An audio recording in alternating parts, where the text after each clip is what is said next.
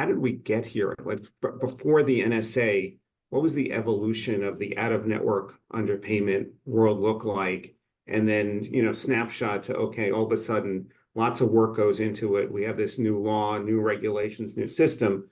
What does it look like, post-NSA? As a foundational point, it's extremely important to understand the drastic differences in, again, back to motivations and incentives of the different sides of the reimbursement equation. Most importantly, understanding that insurers are paid in advance and providers are paid in arrears, and the incentives that creates. Every day that an insurer is able to hold on to an unspent premium dollar is a day that they're able to keep that dollar invested and generating a return. With that context, any sort of delays in reimbursement, or even better if they can, just not reimbursing, helps to explain why those delays sort of occur. Obviously, the opposite is true on the clinician side. We're not paid until often months after a service is actually provided. I mean, just diametrically opposed incentives there. You've got the cash flow issues created by delays in reimbursement on the provider side, and the return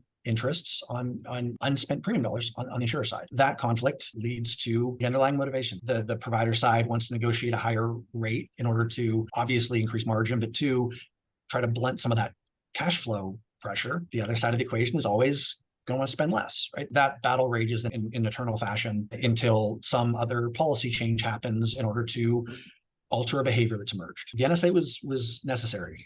We had gotten to a point where the patient was in the middle of conversations between payers and providers. That's not where patients should be. We're very glad that the NSA moved us away from that. That's not how a well-functioning healthcare system should work. The NSA has had second, third, fourth order consequences, mostly due to challenges in implementation. The NSA's IDR process is interminable, start to finish, of initiating a dispute. Did you say interminable? Interminable, just about. I know you didn't, but that's my feeling.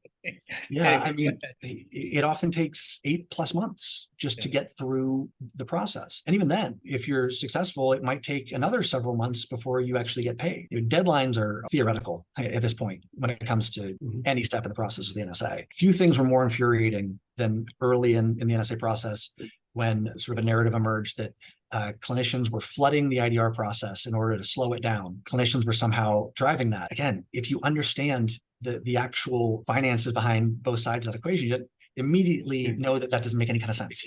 Yeah, it's not hard to figure out.